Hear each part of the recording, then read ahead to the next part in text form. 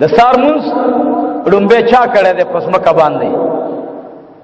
آدم علیہ الصلوۃ والسلام کړه چا کړه ده آدم علیہ السلام ولی وکو آدم علیہ السلام د جنت نه راغی جنت کې رڼا وا دنیا ته چراغه تیارا وا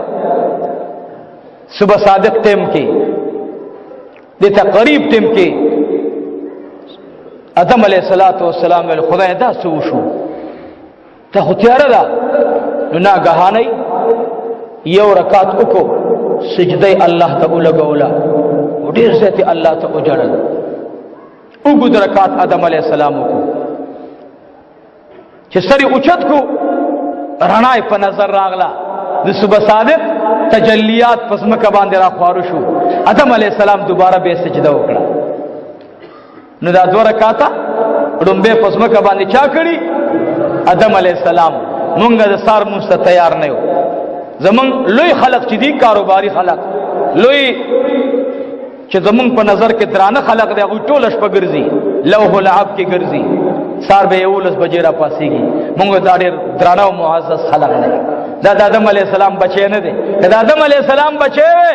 آدم علیہ السلام خیرا کړي هغه چاته چې د سحر موږ په ټیم باندې نه کوي د ماسپخین موږ په ځمکه باندې اول چا کړي ابراهیم علیہ السلام کړي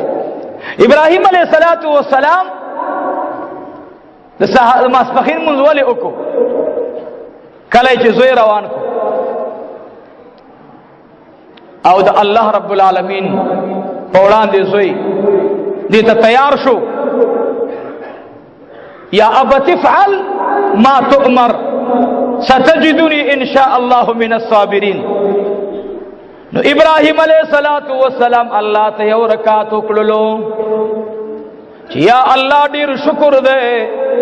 چې زما بچي زما حکم منلو ته تیار دي کله چې چړې لاندې واچولو چړې ور باندې راخ کلا نو اسماعیل علیہ السلام بدله کې ګډ راغی کله چې ګډ حلال شو ابراهیم علیہ السلام دویمه سجده ولګولا دویم رکعت وکړلو یا الہ العالمین چې زما د قربانی په بدله د زوی کې یا الله تا د اسمان نګړ را اولی غلو دویم رکعت وکړلو کله چې الله رب العالمین فرمایل قد صدقت الرؤيا ابراهیم علیہ السلام دریم سجده ولګولا دریم رکعت لاړلو چې یا الہ العالمین تعالی دا بل رکعت کوما چې زما خوب ته درشتونه خوب ویلو یا الله کله چې الله جل جلاله فرمایل انا كذلك نجزي المحسنين ابراہیم علیہ السلام سلورم رکعتوں کو دعا وکړه یا الہ العالمین یا اللہ داستا فضل و کرمو چې زما بچی ته دی یا الله د امر د منلو توفیق ورکړلو مالای درا وستلو توفیق راکو به د اغل د الالی دو د غرزی دو توفیق ورکو به د ما ته بدل کی یا الله ګډ را وستلو دعا وکړو الله ته اجلل نو سلور رکعات مونږ د ماسپخین په ټیم باندې ابراهیم علیہ السلام کړي خو ابراهیم علیہ السلام د پاره سو مستحب د آدم علیہ السلام د پاره سو نفل مستحب خو الله لدا ټیمونه خو نبی علیہ الصلوۃ والسلام تعالی د سار مونږ چې آدم علیہ السلام دوه رکعات کړیو ستا امت ته پاره بس دا فرض شو خاص اجر یې څومره دی اوس اجر څومره دی ته چې دوه رکعات د سار مونږ فرض ادا کې نو عزیزانو دا یاد ساتئ دا حدیثو کتابونه په دې باندې ډکتی مؤمن چې کله یو سجده الله ته د سار ولګي او دې لا بل سجدي درا اوچت شوی نه الله وی زما دې په خپل جاه جلال قسم وي چې ټول ګناهونه ورته زمو معاف کړم څومره لوی اجر دی یو رکعت باندې د سحر مونږ نو پټیم کول پکار دی د ماسپخین یو رکعت مونږ دی وکړو دویم تلا پاسې دل هم نه الله جل جلاله وی اے زما بندا کم اجر او ثواب چې ما ابراهیم علیه السلام ته د ګډ په قربانو ورکړې، اے زما د خپل پیغمبر امتی زه تا ته په یو سجده باندې درکوم او داغي عمل می چې قبول کو، نو اے زما د محبوب امتی ستا ټول اعمال می قبول کړی دي. ماسپخین مسکون کې لا د مانځنه فارغ نه چې الله دا عمل نامې د صفا کېدو فیصله فرمایي. مونږ او تاسو څه کوو؟ د ماسپخین مون مسنګ دی. نو بهر حال خبره خو بل خو لاړه د حضرت کعب ابن زهیر خبره می کوله، د ماسپخین ټیم دی راغی یا د سحر ټیم دی راغی، ځان نه صادر تاو کړی دی، په تور صادر کې راغی، ځان نه داسې یو کپړه تاو کړی دا چې هغه په مدینه منوره کې زنانو د ځان نه تاوهله. سرداری کونین تا مخی تکیناستو، حضور علیہ السلام مبارک می تپوس کی سو کی ورتوی اید اللہ حبیبا نن ورځ باندې ارچات در رب العالمین د ایمان دروړو انعام ملاویږي کنا، ورتوی ارچات ملاویږي، ورتوی کپنن ورځ باندې کعب ابن زهیر راشي او تا باندې ایمان وروړي نو داغي ایمان قبول دے کنا. حضور علیہ السلام فرمائل بالکل ایمان قبول لے. کعب ابن زہیر د مخنا صادر لری کو آواز کی اشہد اللہ الہ الا اللہ و اشہد ان محمدا عبدہ ورسولہ. دی دوران کے اس صحابی پا منڈر آگے نبی علیہ السلام ورتوی ادرے گا، اے دخ دے بندہ بل قدم روان لی، نن زما پغی کی زما عاشق ناستے. کعب ابن زہیر تبنن پا اغی رنگ باندی گورے نا فکم رنگ چتا سے پہ جندلو. کعب ابن زہیر فوراً پاسے دو و اید اللہ حبیبا دے شنڈو امو اشتا مخالفت کرے دے، دے جب امشتا زمبین کرے دے، اس اجازت رہا کا چستا پمین کسو اشعار اوے ماں دے دو کون سردان مبارک ورتوی پاسا منبر باندھی کی نولو. حضور علیہ السلام ورتناستے او کعب ابن زہیر رضی اللہ تعالیٰ عنہ دے نبی علیہ السلام بارک اشعار ہوئی. نبی علیہ السلام اشعار یو شعر مانا و ترجمه دادا چې بشک دا پیغمبر دا اللہ رسول لے، دا رسول نور من نور اللہ، دا رسول نور دا اللہ دا نور دا اللہ ندے.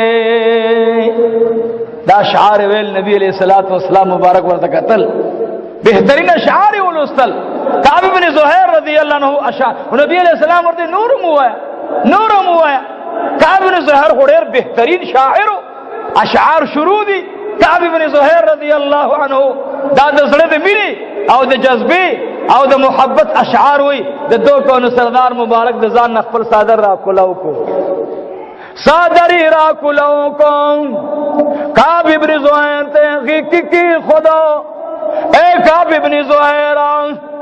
والا زما دا صادر دی مبارک شان.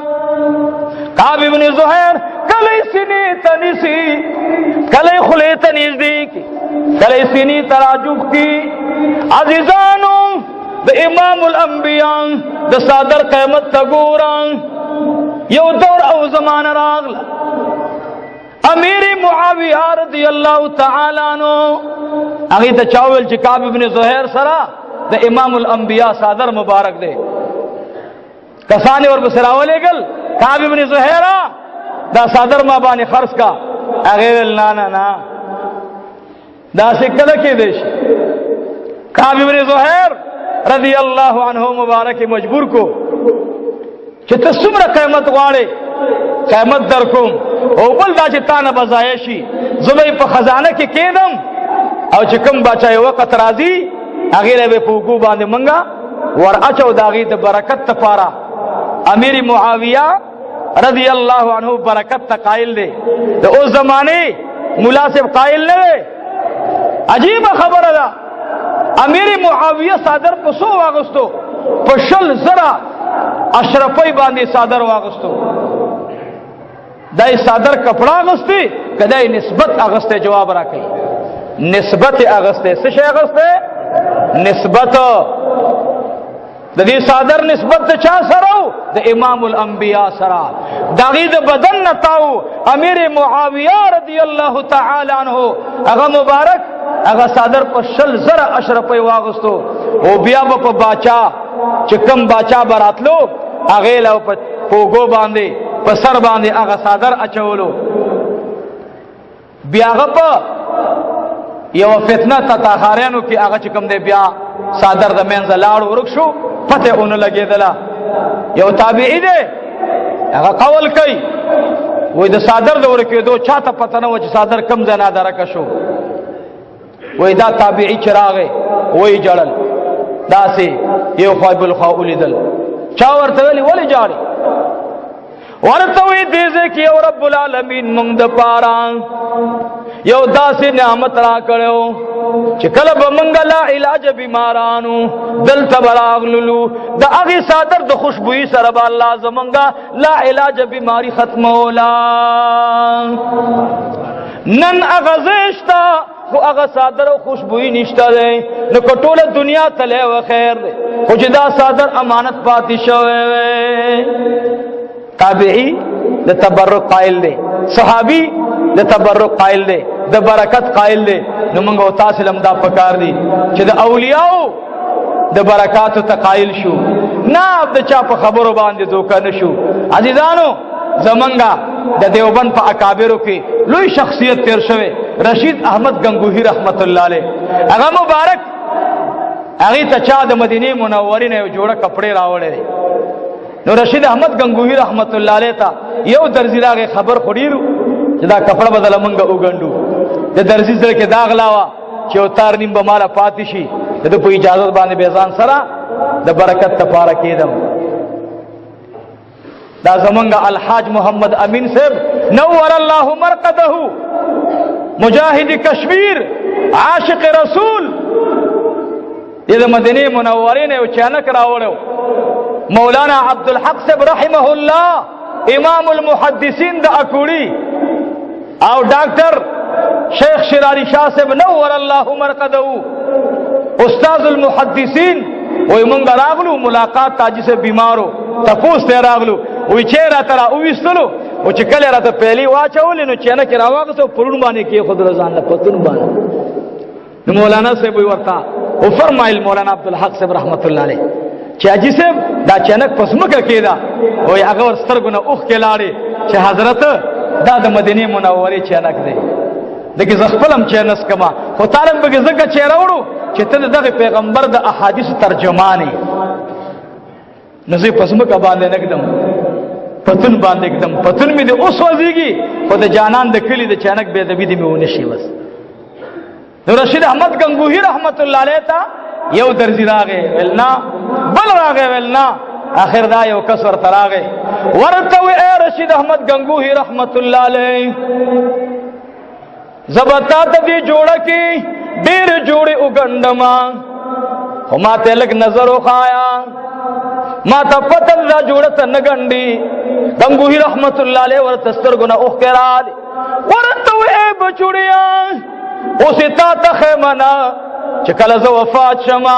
ما سره بل سشته دینا زب الله رب العالمین پرشتو ته دغه کپڑا په وسیله کې وړاندې کما زب دا کپڑا په وسیله کې وړاندې کما ما سره هیڅ نشتا دا د غلجو مې سب نور الله مرقده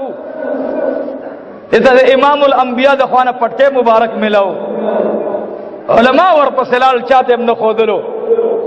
اخر دا چې وفات کېدو نو د خپل وصیت دا کړو چې دا به ماته د سر نه اوخه او پدې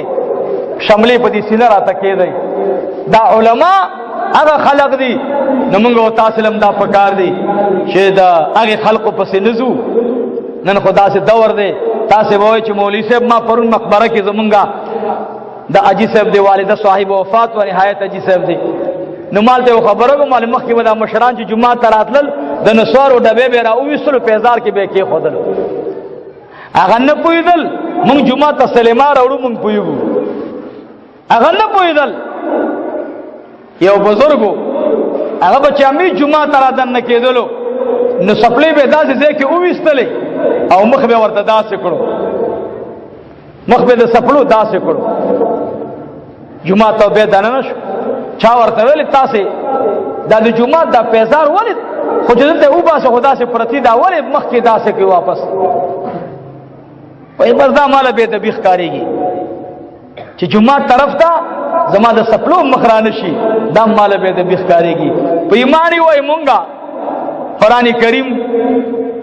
داغي ادب لاړو د مسجد ادب لاړو تاسو مشرانو سپینګیرونو مو اوریدلی اوس ولا باز خلک چې نه سوال چې دا صادر داسې کی داسې د خلکو مخ نه راو باسي به داسې کی داسې دا د خلګي وردن نه کی مسلاس داسې کی ستاره مشرانو به بار التکه خدل هغه نه پویدل او ته پویږي نه عزیزانو د جمعات ادب به وسم کو